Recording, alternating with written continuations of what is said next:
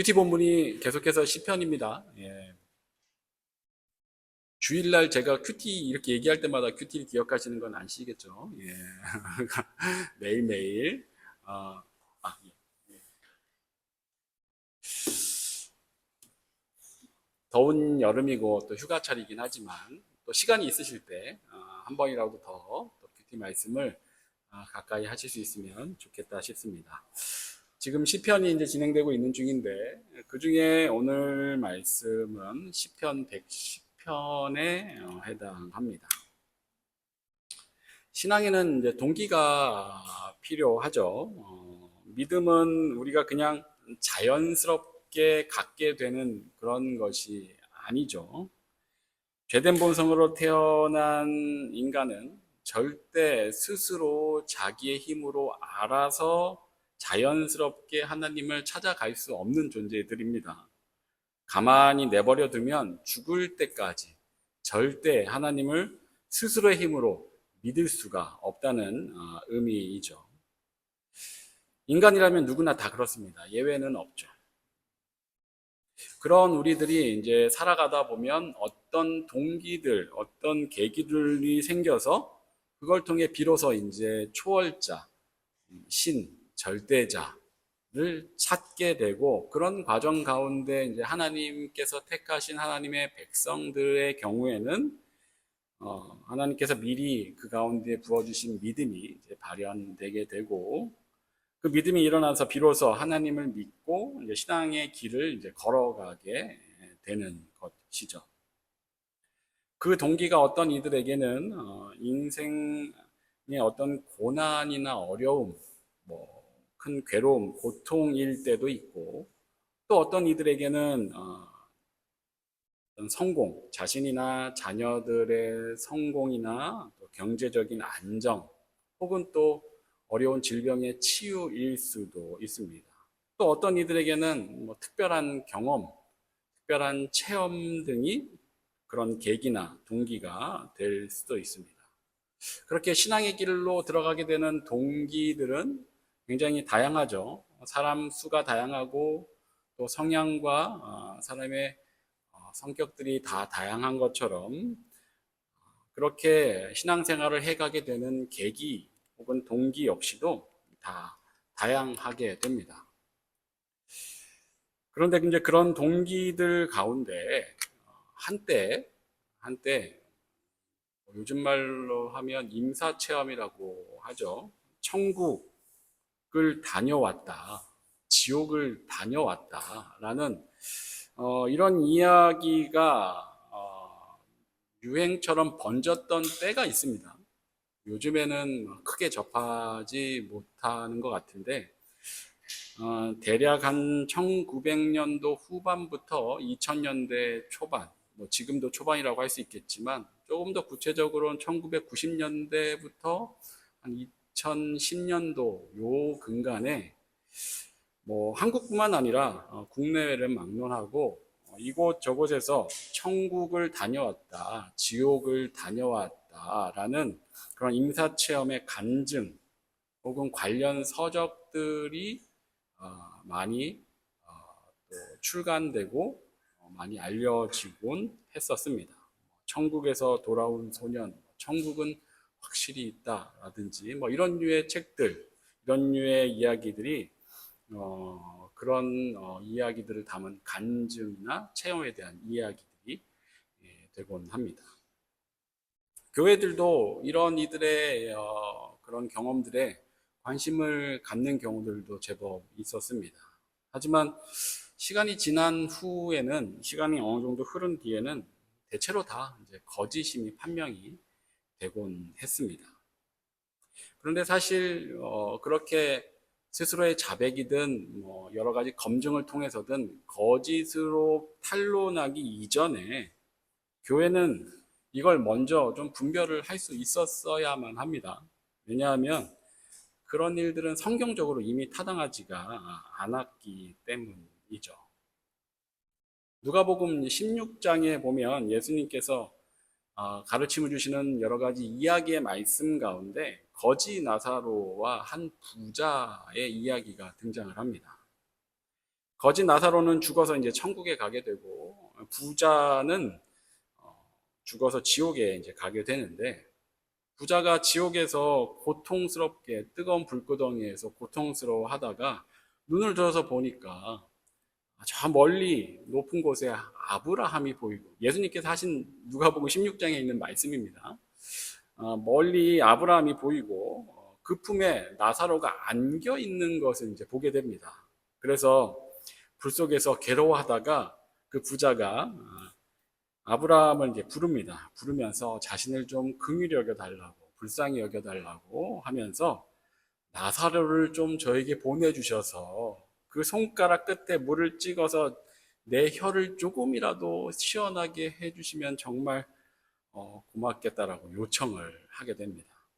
그러자 아브라함이 대답하기를, 우리와 너희 사이에는 큰 구렁텅이가 가로놓여 있어서 여기서 거기로 갈 수도 없고 거기서 여기로 올 수도 없다. 그 이야기를 하게 되거든요. 그러자 부자가 그럼 제발 소원이니 나사로를 제 형제들에게, 아직 살아있는 제 형제들에게 좀 보내주십시오. 형제가 5이 있는데 그들이 나처럼 이런 곳에 오지 않도록 좀 보내주십시오. 라고 요청을 합니다. 만약에 그렇게 해서 여기서 나사로가 살아나서 그 형제들을 방문하면 천국을 경험하고 온 사람이 되는 거죠. 그런데 이때 아브라함이 어떻게 대답을 하냐면, 그들에게 모세와 선지자들의 말씀이 이미 있다. 그걸 그들이 들어야 한다. 이 얘기는 성경 말씀을 얘기하는 거죠. 그들에게 이미 말씀이 있다. 그 말씀을 들어야 된다. 그들이 그 말씀을 듣지 않는다면 죽은 사람들 가운데서 누가 살아난다 해도 그들은 믿지 않을 것이다. 이게 예수님께서 이야기해 주신 말씀입니다. 말씀을 믿지 않으면, 말씀에 대해서 눈이 열려 있지 않으면 죽은 자가 살아나서 이야기한다 해도 믿음을 가질 수 없다라는 겁니다. 그런 임사체험이 복음이 들어가는 방법이 될 수 없다라는 걸 이 말씀이, 예수님께서 직접 해주신 이 말씀이 우리에게 잘 보여줍니다. 믿음은 오직 하나님의 말씀과 예수 그리스도의 십자가 복음을 통해서만 일어나게 됩니다. 이 복음의 말씀에 대한 반응이 없이는 죽은 자가 살아나는 일이 있다 하더라도 그 가운데서 생명의 믿음을 얻을 수는 없는 것입니다. 이 말씀만, 예수님께서 하신 그 이야기만 기억했어도, 교회들이 기억했어도 한때 그런 임사체험의 이야기들에 교회들이 현혹되지 않았었을 겁니다. 신자들도 마찬가지입니다. 지금도 혹은 이와 같은 이와 같은 원리를 몰라서 천국에 대한 경험, 지옥에 대한 경험에 혹하시는 경우들이 있으실 수도 있는데, 이 말씀을 기억하시고 유혹되는 일이 이제 없어야 할 것입니다. 예수님께서 분명히 죽은 자가 살아나는 일이 우리 신앙에 유익함을 줄 수 없다는 것을 이 이야기를 통해서 분명히 우리에게 가르쳐 주셨는데, 그런데 그 예수님께서 도리어 임사체험은 아니지만 그와 비슷한 환상이나 꿈, 예언 같은 경험을 한 시편 기자의 말을 인용하신 적이 있습니다. 그 말씀이 마태복음 22장에 있는데,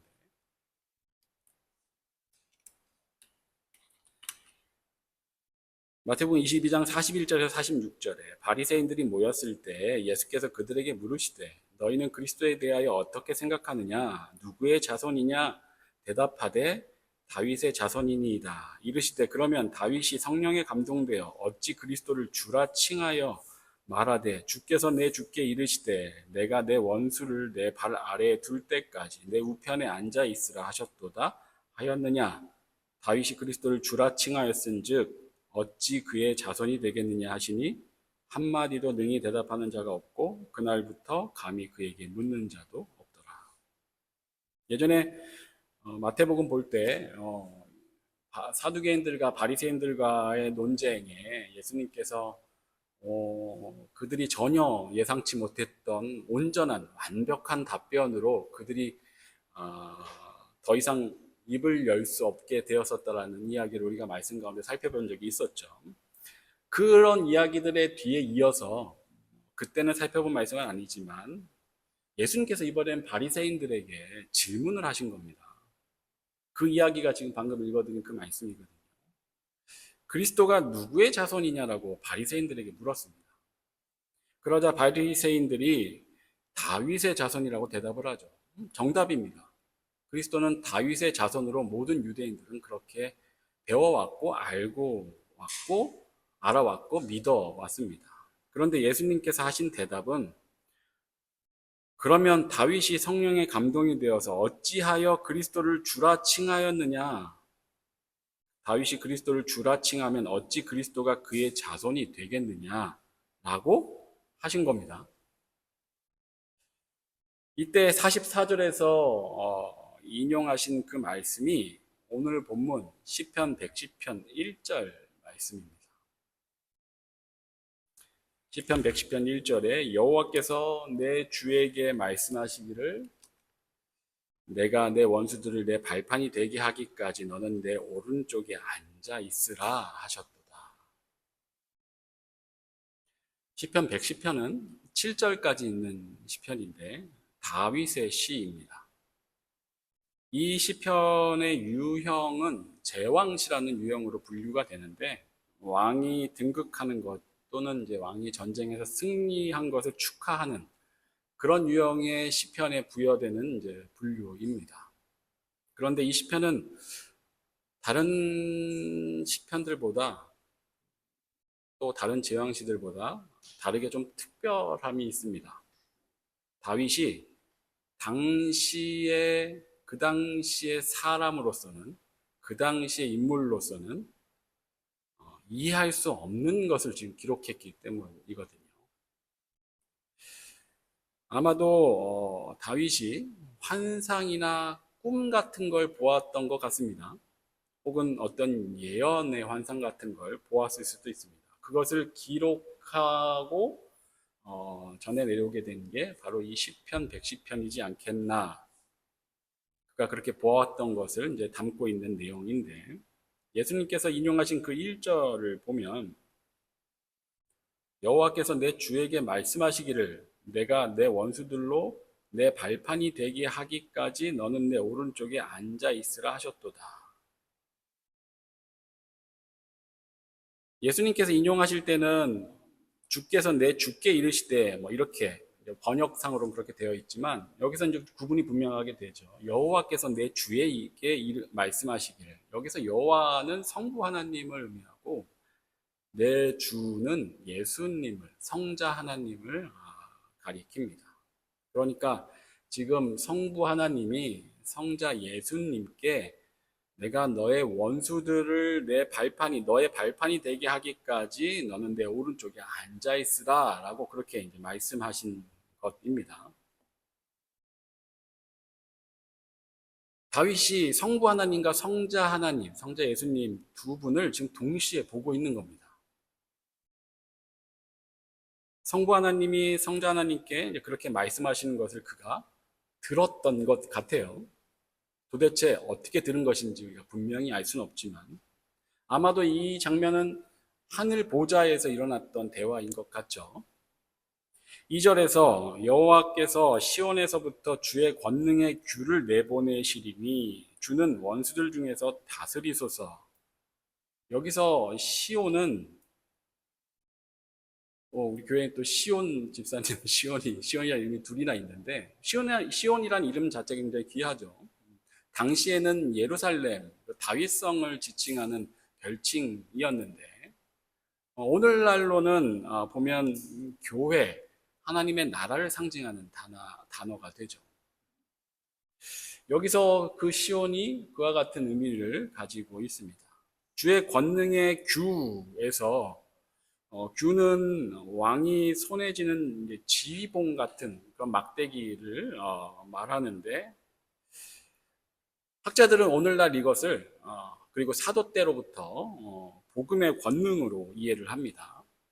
그러니까 이 2절의 말씀은 여전히 악이 권세를 잡고 있는 이 세상 가운데서 영적 전쟁이 치열하게 벌어지고 있는 이 세상 한복판에서 하나님께서는 복음이라는 권능의 귤을, 예수 그리스도의 십자가 복음이라는 그런 주의 권능의 귤을 통해 교회를 세우시고 지금도 그 교회를 통해 온전히 세상을 다스리시고 계시다라는 것을 선포하는 내용으로 이해합니다.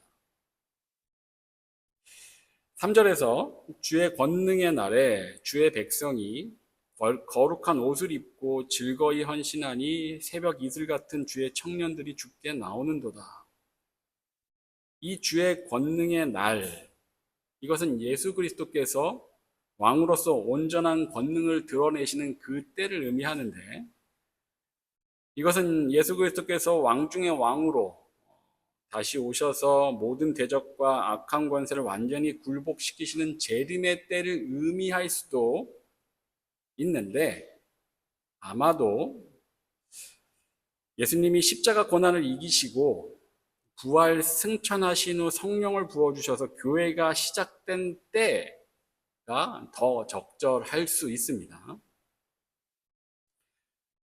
교회가 시작된 그때 예수님께서 십자가에서 죽으시고 부활하시고 승천하시고 성령을 보내주셔서 이 땅 가운데 교회를 통해 교회가 세워짐으로 하나님 나라가 시작되었던 그때, 이때 주의 백성들이 거룩한 옷, 곧 거룩한 옷은 예수 그리스도의 의의 옷을 의미하죠. 그것을 입고 즐거이 기꺼이 이 전쟁에 헌신하며 나오는데, 이 모습이 새벽 이슬같이 죽게 나오는 모습이다라고 이야기를 지금 하고 있는 것이죠. 내용이 좀 쉽진 않을 수 있겠지만, 귀에 잘 안 들어오실 수도 있겠지만, 일단 3절의 내용, 그렇게 거룩한 의의 옷을 입은 성도들이 즐거이 주님의 그 전쟁에 헌신하며 나오는데 그 모습이 새벽 이슬 같다라는 겁니다. 새벽 이슬 같은 청년, 여기 청년을 의미하는 것은 아닙니다. 원어상으로는. 새벽 이슬은 이스라엘 땅에서 굉장히 중요하죠. 비가 적게 내리는 그 땅에 우기가 아닌 때에는 이스라엘 땅의 새벽 이슬이 초목을 살리는 거의 유일한 생명수가 됩니다. 밤사이 아무도 모르게 조용히 내려앉아서 세상에 생명을 공급하는 새벽 이슬. 이것이 마치 주의 백성들이 구원의 은혜에 감격하여서 감사함으로 즐거이 헌신하여 주님의 그 전쟁에 참여하여 싸워나가는 그 모습에 비유하고 있다는 겁니다. 그렇게 그 모습이 하나님 보시기엔 새벽 이슬 같은 모습이다라는 얘기입니다. 그리고 이어서 4절에서 예수 그리스도께서 왕의 권세와 제사장의 역할을 한 몸에 지니신 완전한 통치자이심, 그 이야기를 신학적으로 굉장히 중요한 의미를 가진 그 이야기를 4절에서 하시고, 5절, 6절, 7절에서 예수 그리스도께서 장차 재림의 날에 하나님을 대적하던 세상 모든 나라와 악의 세력을 우주적인 차원에서 철저하게 심판하사 악의 역사를 완전히 종식시키는 대승리를 선포하며 마치게 됩니다. 이게 이제 뭐 뒤에 4절에서 7절까지는 간략하게 설명드리나 구절을 넣지 않았는데,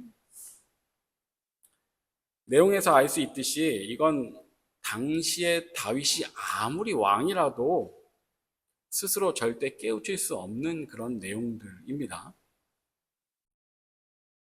우리가 보기에 어떤 환상이나 꿈, 예언 같은 것을 본 것일 수 있겠다라고 판단하게 되는데, 그런데 이 모든 생각을 예수님께서 정리를 해주십니다. 앞에서 살펴봤던 마태복음 22장에서 이 시편을 인용하실 때 43절에서 이르시되 그러면 다윗이 성령에 감동되어 라고 말씀하시죠. 즉 다윗이 이 시편 110편을 기록한 것은 그저 인간적인 환상이나 꿈의 수준의 내용이 아니라 어떤 방법인지 우리는 알 수 없지만 성령 하나님의 감동하심으로 그것을 보고 깨닫게 되었다라는 겁니다. 혹은 인지하고 알게 되었다는 것이죠. 이것을 예수님이 직접 지금 말씀해 주고 계신 겁니다. 이 말은 다윗이 20편, 110편에서 말한 내용이 진리라는 얘기죠.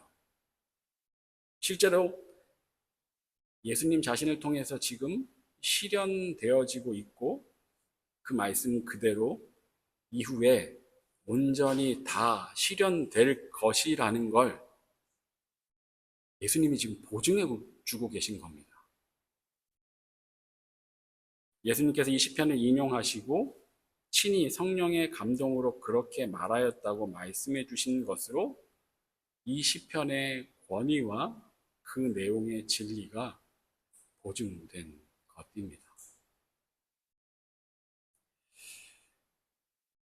이 시편의 이야기는 다윗 때는 이루어지지 않았던 예수 그리스도께서 초림하시고 이후에 재림 때까지의 일을 이야기하고 있습니다. 오늘 설교 서두에서 신앙의 동기 중에 천국이나 지옥을 다녀온 사람들에 대한 이야기를 말씀드렸었는데 그건 예수님의 말씀에 따라 전혀 성경적이지 못한 동기가 될 수 있습니다. 그런데 천국과 지옥 이야기는 아니지만 그 예수님이 직접 보증해 주신 앞으로 일어날 일에 대한 이야기가 바로 오늘 본문 시편 110편에 기록되어 있다는 겁니다. 하나님 마음에 가장 합하였던 다윗 왕이 성령의 감동으로 기록한 것입니다. 예수 그리스도께서 부활 승천하신 후 성령님을 보내셔서 복음의 권능으로 교회가 세워지고 주의 백성들을 통해서 세상이 다스려지며 마지막 재림의 날에는 결국 하나님을 대적하던 세상 모든 나라와 악의 세력을 철저하게 심판하사 악의 역사를 완전히 종식시키게 될 것이다라는 게 시편 110편의 말씀입니다. 그리고 이것이 예수님이 보증해 주신 앞으로 이 땅 가운데, 이 세상 가운데 일어날 일들입니다. 천국을 다녀온 사람의 이야기, 지옥을 다녀온 사람의 이야기보다 훨씬 더 분명하고 확실한 앞으로 일어날 일이 여기에 기록되어 있는 것입니다. 그리고 그 일들이 지금 우리와 어떻게 관련되는지도 함께 기록하고 있습니다. 그 말씀에서 분명히 주의 백성들을 통해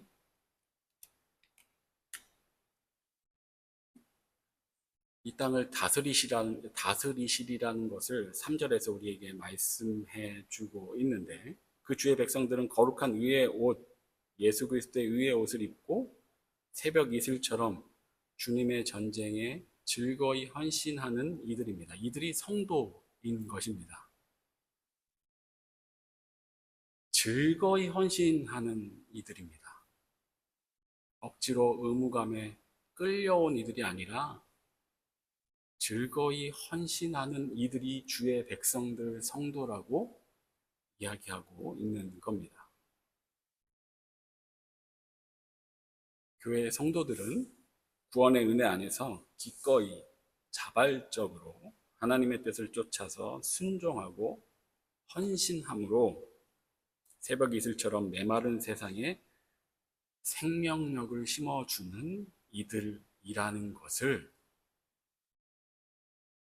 다윗이 성령의 감동 가운데 기록하였고 예수님이 보증해 주신 내용 가운데 이렇게 기록되어 있는 것입니다. 이것이 하나님의 구원 역사 그리고 지금도 진행되고 있는 그 하나님의 구원 역사의 이야기입니다. 신앙생활 그냥 주일 예배 드리다가 혼자 구원받고 천국 가는 그런 일 아니다라는 것을 계속해서 말씀드립니다. 오늘 본문에서는 우리에게 성도가 무엇인지 분명히 이야기해주고 있습니다. 자발적으로 하나님께 순종하는 자들입니다. 어떻게 자발적으로 하나님께 순종할 수 있을까요? 어떻게 자발적으로 하나님의 그 전쟁에 헌신할 수 있을까요? 이건 하나님께서 나를 구원해 주신 그 구원의 은혜를 먼저 깨닫지 않고는 결코 가능하지 않는 일들입니다. 하나님께서 나보다 먼저 알고 계셨고, 나보다 먼저 나를 사랑해 주셔서 하나님의 자녀로 태초 이전부터 택하여 주시고, 그런 나를 내가 사는 이 인생 가운데서 하나님의 자녀로 불러주신 것, 그것을 진심으로 깨달을 때 자발적으로 즐거이 하나님을 사랑하고 하나님께 순종할 수 있게 됩니다. 그 이야기가 오늘 110편에 예수님의 보증 안에서 우리에게 소개되고 있는 것입니다. 시편 110편이 진리라면 성도를 정의하는 이 3절의 말씀도 진리일 것입니다. 이 시편 110편이 우리 모두의 신앙의 동기가 되어서 부디 즐거이 행하는 순종과 헌신의 신앙생활이 날마다 더욱더 깊어가는 저와 여러분 되시길 진심으로 축원합니다. 기도하겠습니다. 주님, 오늘도 우리가 주님 말씀 앞에 서게 하여 주시니 참으로 감사를 드립니다.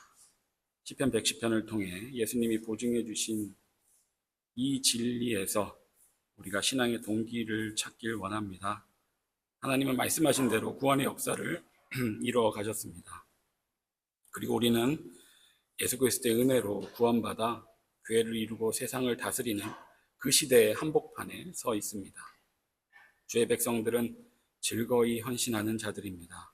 성도로서 이 즐거이 행하는 순종과 헌신을 예수 그리스도의 십자가 안에서, 그리고 나를 태초 이전부터 사랑하여 주신 그 하나님의 사랑 안에서 진실로 깨달아 하나님께서 바라고 원하시는 즐거이 순종하고 헌신하는 그 신앙을 온전히 찾아갈 수 있는 우리 모두가 되게 하여 주시옵소서.